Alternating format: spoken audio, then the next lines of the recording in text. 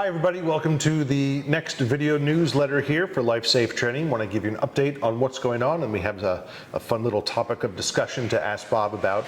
On the 19th of September, that's a Thursday night, we have our very famous pistol labs. Those are small group lessons which we focus on certain areas of shooting to get a little bit better.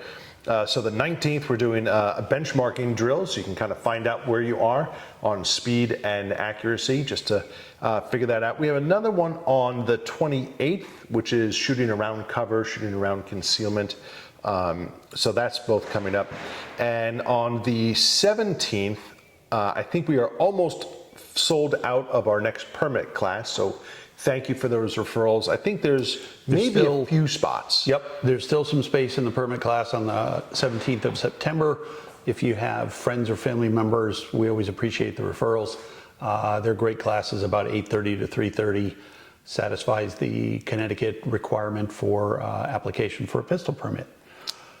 On the 23rd of September, we have our very popular and always sold out EDCC course, Everyday Carry Confidence. If you have not already signed up for that, I strongly urge you to. It's a fantastic half day. It's a 4-hour course done entirely in the action pit. Quite a bit of shooting from some perhaps unconventional positions that you may find yourself unfortunately in the unlikely event of a defensive shooting. It's a great course. I take it all the time. It's also a great way to kind of test out your gear, test out your holster. Is that really how you're going to carry it? It's done by instructor Michael, who does a fantastic job. I take it as a student almost every time he teaches it because it's just a great reminder for me about if I change out a portion of my kit just to kind of test it out. It'll definitely test your gear. On September 25th, we have partnered with On-Site Firearms Training to do a tactical shotgun course. It is pretty full, if not completely full. There might be a spot or two. That's an all-day course. You would need, of course, a tactical shotgun for that and the appropriate ammunition. You can find that on lifesafetraining.com under our calendar. We're moving into October now. 2 quick updates on October. One on the 5th, a great, very inexpensive course on gear and gadgets, all the kind of stuff that comes with you preparing to go out into the world and live a happy life, but still be well protected. What kind of gear is out there? There's been a lot of new gear that's come out. We have purchased it, so you don't have to, so you can kind of test it out. That's on the 5th of October. And then the very next day, we have the Pistol Olympics. So the Pistol Olympics is going to be a very fun, very challenging day. It's a full day. It's on a Friday. It'll be on the outdoor pistol range at the Hartford Gun Club, led by my friend Brian here. In the Pistol Olympics, most of the morning is going to be spent explaining the 6 different stages that are going to be set up. You'll get a chance to practice those stages almost as much as you want. There'll be a lunch break, and then in the afternoon, it will be kind of like running a match, right? Competitive shooting on the shot timer, hits counted, time counted, things like that. And you'll have an opportunity to win this really cool hatchet. I don't know where Brian comes up with this stuff, but it's pretty badass.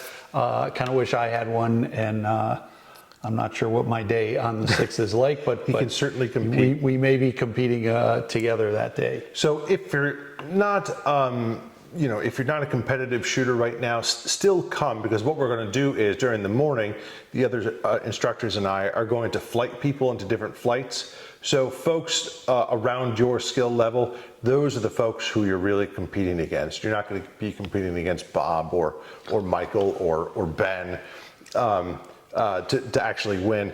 You'll be flighted, and we'll have prizes and stuff for each one of the folks that win the flights.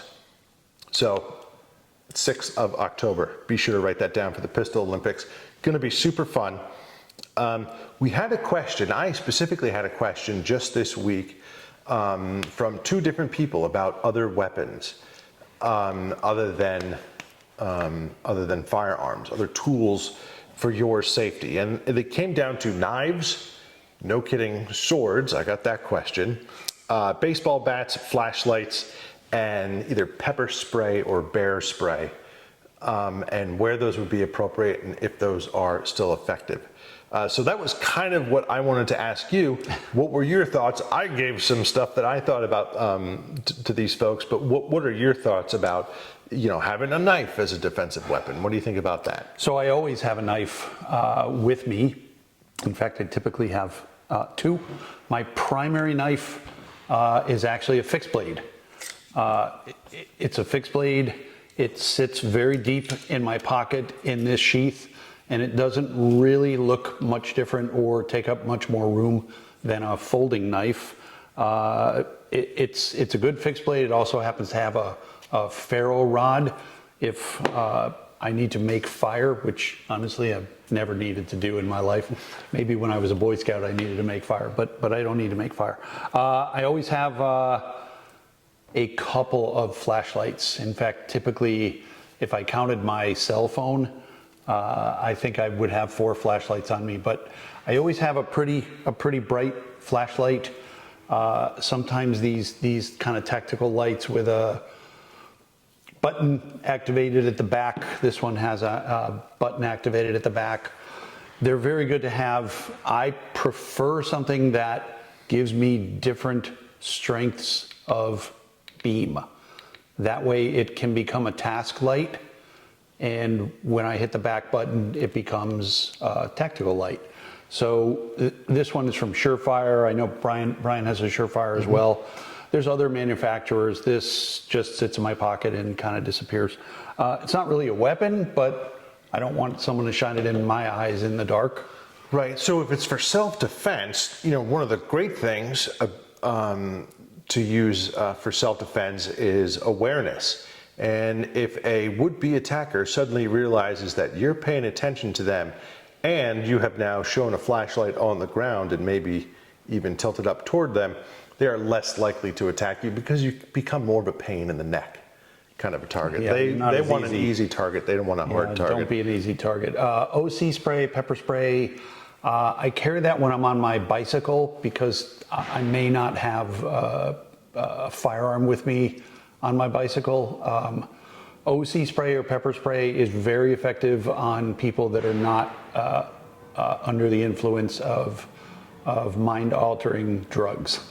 If someone is under the influence of mind-altering drugs, I don't think pepper spray is going to be particularly effective. I think it's just going to make them mad, which is not going to help you. Pepper spray is okay for bears. It may work. There's better remedies for bears than pepper spray. But there's a bunch of stuff that you can consider carrying. We obviously specialize in firearm training. I know that all of us as instructors have had some kind of empty-handed defense training, rudimentary stuff. Carrying a hatchet is probably not going to work. Carrying a sword is definitely not going to work. And there are laws about length of blade. So please know what the laws are wherever you're carrying, and know whether it's legal to carry that or not. Last little thing about pepper spray, I think it is very effective, and if you want to carry it, go right ahead. It's not instantaneous. It takes a moment for the nasal passage to actually get affected by the capsaicin and debilitate someone. It's not like they go to the ground. They'll be walking around and they'll have difficulty keeping their eyes open. Also realize that you're probably gonna get sprayed too, because it's in the air now. You won't be as hurt as the person that you've sprayed, but it's gonna be something that you can get affected by. Yeah. Also, this is an outdoor use only. really not a great idea to do it indoors because now everybody's miserable. And if your main goal is to survive the incident and get away, you're going to have a really hard time if you're indoors trying to get away if you can't see either. So highly recommend using that just outside and being well aware that this is going to probably affect you. Yeah, and closing reminder, October 1st, Connecticut goes from open carry to concealed carry. So keep that in mind. You need to keep your firearm concealed in Connecticut October 1st and moving forward. There you go. We'll have plenty of concealable holsters for you on the 5th in our Gear and Gadgets class. All right, and that about does it. Thank you again for all your referrals, and we'll see you out on the range.